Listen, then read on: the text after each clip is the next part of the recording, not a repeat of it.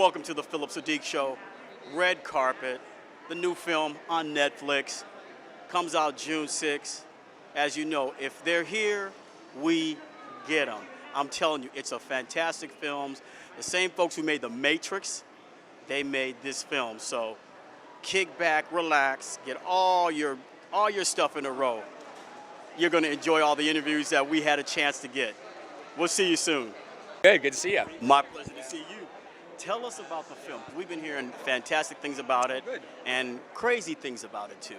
Yeah, it's a wild ride. It's unlike anything else you've ever seen or thought you would see on a television show. I think we take all the rules and we don't just break them. We kind of tear them up into little pieces and throw them up in the air, rearrange them, and try and glue them back together.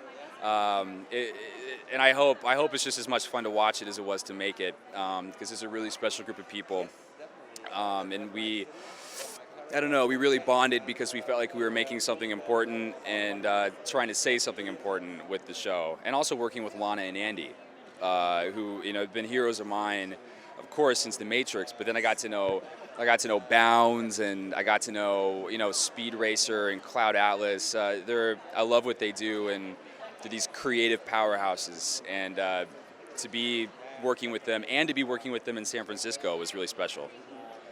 Now tell us, working with them, like you said, one of your dreams comes true. How did you feel when you got the call after the audition? They said, "Brian, we want you."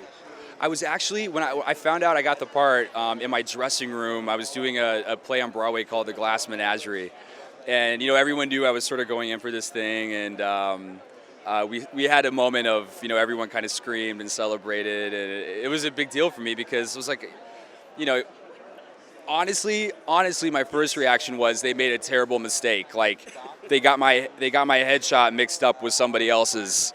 Really? Yeah, I always think that every single job I got, I feel like I'm gonna show up on set and they're gonna be like, "That's not the guy. That's not who we thought it was."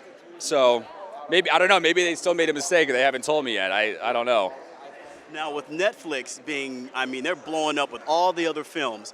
How does that make you feel to be part of the directors and this juggernaut Netflix? Oh, it's amazing. It's like being invited to play on your favorite baseball team. They do all my favorite shows, the shows that really have an impact and that I could binge watch over and over and over again.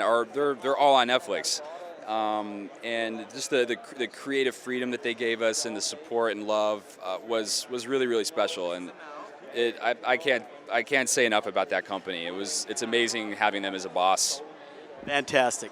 Do you have any ideas about maybe directing after working with them? Because they're like the primo directors. Well, gosh, you learn a lot about directing, watching them on a set, the way that they can move a camera around, the way that they tell stories, the ideas that they're interested in. It's also very intimidating. I think after you watch them direct, you go, no, I could never do that. I think stuff like every actor has like secret fantasy that they're going to be a director one day, maybe at least on one thing. But after watching them, you're like, no, it's not possible, because what they do is really special, and it's almost intimidating how awesome they are. All right, Brian, well, good luck with it, man. Thanks a lot.